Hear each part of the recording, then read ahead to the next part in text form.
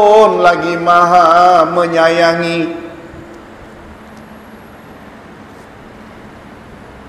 Hadirin dan hadirat, ada berapa syarat seseorang baru dikatakan benar-benar mengharap akan rahmat Allah? Dalam ayat tadi ada berapa? 3. Innal ladzina amanu, orang-orang yang beriman.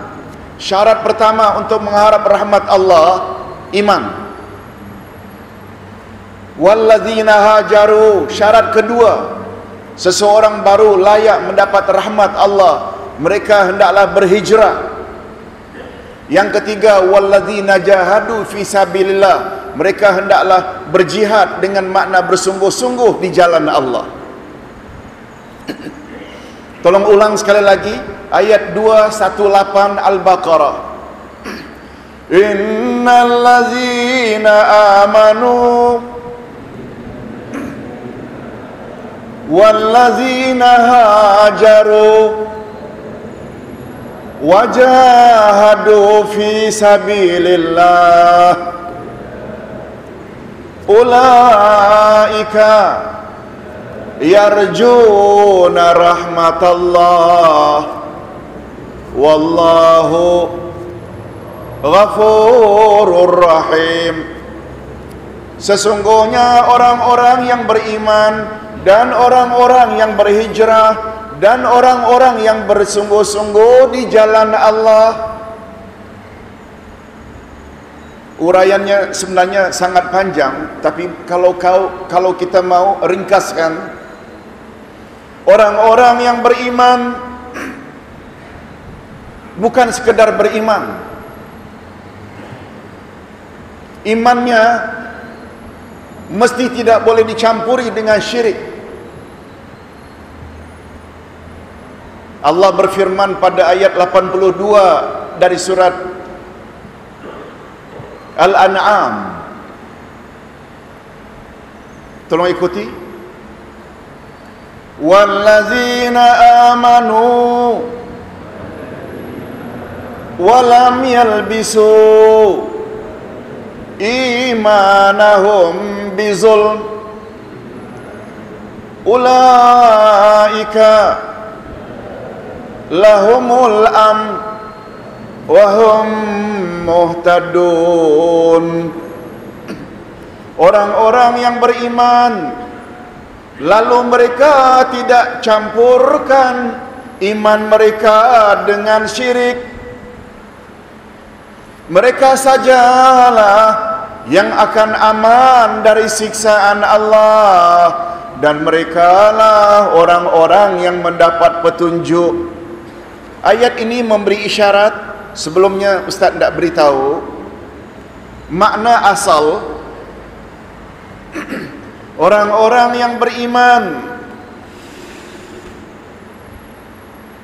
dan mereka tidak campurkan iman mereka dengan zalim. Itu asalnya.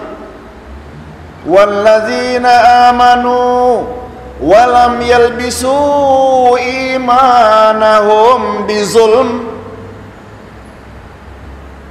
Orang-orang yang beriman lalu mereka tidak campurkan iman mereka dengan kezaliman, mereka sajalah yang akan aman dari siksaan Allah, dan merekalah orang yang mendapat petunjuk. Kata ulama tafsir, ketika ayat itu turun, banyak sahabat-sahabat dekat Nabi bingung, gelisah, termasuk Abu Bakar. Lalu mereka tanya, ya Rasulullah, kami semua orang beriman, tapi pada masa sama kami juga ada buat zalim. Hadirin dan hadirat, bila buat dosa, boleh tak dikatakan telah berbuat zalim? Boleh tak? Boleh. Buktinya datuk dan nenek kita begitu melanggar larangan Allah, makan buah larangan, kan mereka akhirnya minta ampun dengan menyebut apa? Rabbana zalamna anfusana. Oh Tuhan, kami telah menzalimi diri kami. Maknanya bila buat dosa itu zalim. Lalu kata para sahabat, mana ada di kalangan kami yang tidak pernah buat zalim ya Rasulullah.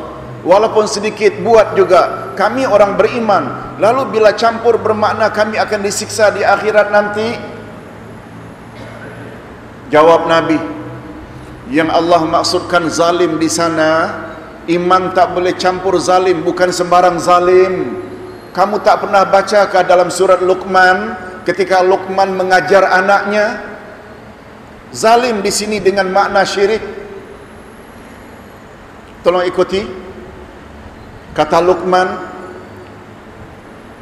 ya bunayya la tusyrik billah inna syirka la zulmun azim.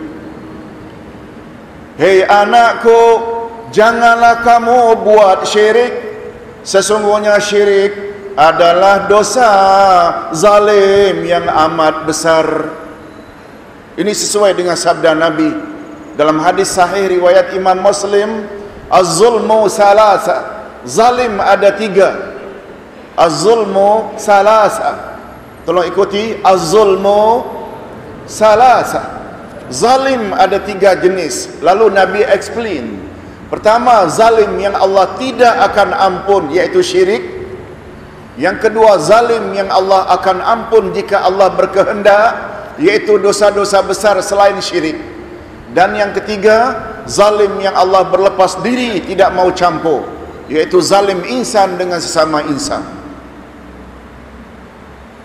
Jadi berbalik kepada ayat, syarat untuk mendapat rahmat Allah ada berapa tadi? 3. Pertama, iman. Yang kedua, hijrah. Yang ketiga, jihad fisabilillah.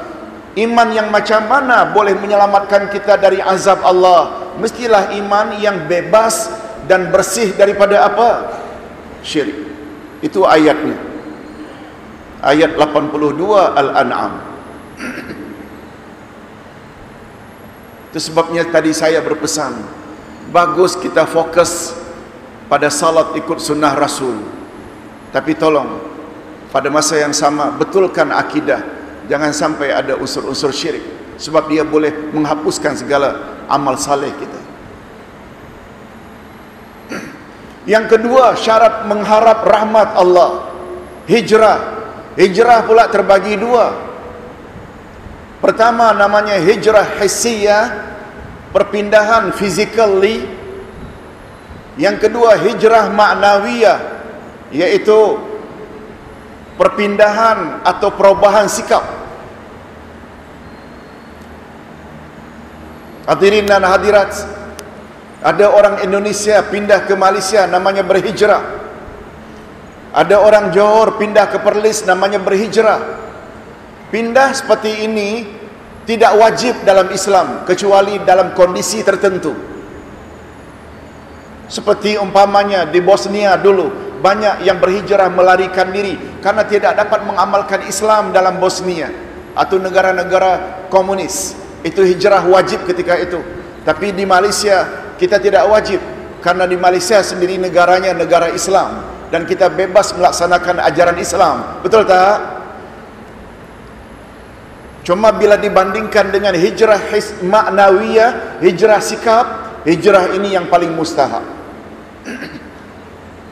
Apalagi Nabi Muhammad sallallahu alaihi wasallam bersabda dalam hadis sahih, tolong ikuti, afdalul muhajirin man hajara ma nahallahu anhu.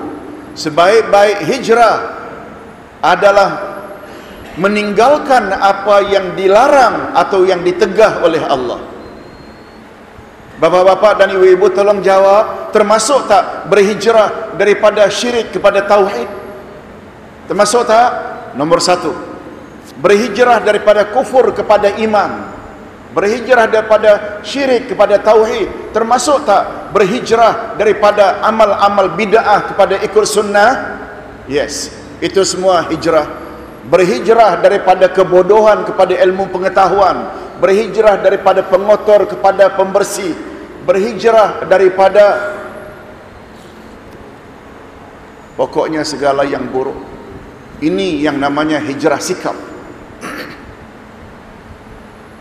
Oleh sebab itu hadirin dan hadirat, termasuk tak hijrah yang dituntut, hijrah sikap daripada kebodohan kepada berilmu pengetahuan.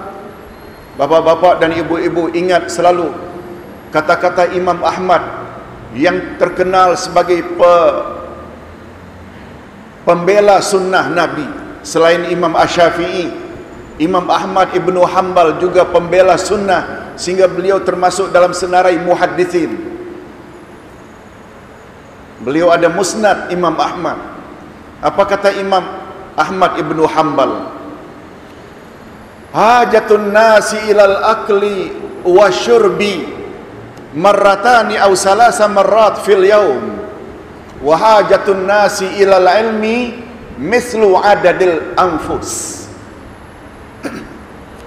Manusia berhajat kepada makan dan minum cukup 2 atau 3 kali dalam sehari, tetapi hajat manusia kepada ilmu pengetahuan sebanyak turun naiknya nafas. Ingin berjaya di dunia perlu ilmu, ingin berjaya di akhirat perlu ilmu. Ingin berjaya dunia akhirat, betul tak, juga perlu ilmu. Lebih-lebih lagi ilmu tentang Allah. Kalau boleh Ustaz sebut sedikit sabda Nabi sahih riwayat Imam Muslim, maaf Imam Bukhari. Tolong ikuti. Inna lillahi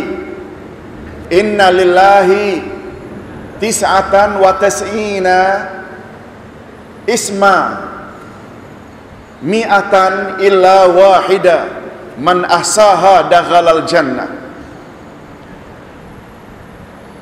Sesungguhnya Allah memiliki nama-nama 99 nama-nama yang baik, 100 kurang 1. Siapa yang memelihara al-asma'ul husna, dia masuk syurga. Begitu jaminan Nabi sallallahu alaihi wasallam. Barang siapa yang memelihara 99 nama-nama Allah yang dipanggil al-asma'ul husna, nama-nama yang baik. Apa makna memelihara al-asma'ul husna layak masuk syurga? Imam Ibnul Qayyim menyebut di dalam kitabnya Asma'ullahil Husna. Asma'ullahil Husna. Kata Imam Ibnul Qayyim, makna memelihara al-asma'ul husna ada 3. Pertama sekali, kita hitung jumlahnya sampai 99. Sebab Nabi sebut Allah memiliki 99 nama, 100 kurang 1. Siapa yang memeliharanya masuk syurga. Makna pertama memelihara al-asma'ul husna, hitung sampai 99. Yang kedua membawa makna, yang kedua makna memelihara al-asma'ul husna, yang kedua memahami makna nama-nama Allah satu demi satu. Betul tak hadirin dan hadirat? Ar-Rahman beza dengan Al-Hayyu. Ini maha pengasih, ini maha hidup. Sebagai contoh, Ya Rahman, Ya Rahim, irhamni. Wahai Allah yang maha pengasih lagi maha penyayang, kasihi dan sayangilah daku. Ada tak permintaan pada penghujung? Ya Rahman, Ya Rahim panggil. Kemudian irhamni. Ya Razzaq urzuqni. Wahai yang maha pemberi rezeki, limpahkanlah rezeki kepadaku. Ya Ghafar, Ya Ghafar, ighfirli. Wahai Allah yang maha pengampun, ampunkanlah dosa-dosaku. Itu namanya du'aul mas'alah. Yang ini juga tidak begitu susah. Yang susah yang terakhir ini, du'aul ibadah. Du'aul ibadah maknanya kita beribadat pada Allah berdasarkan tuntutan setiap nama Allah. Kita beribadat pada Allah sesuai dengan tuntutan setiap nama Allah. Ustaz buat contoh. Hadirin dan hadirat,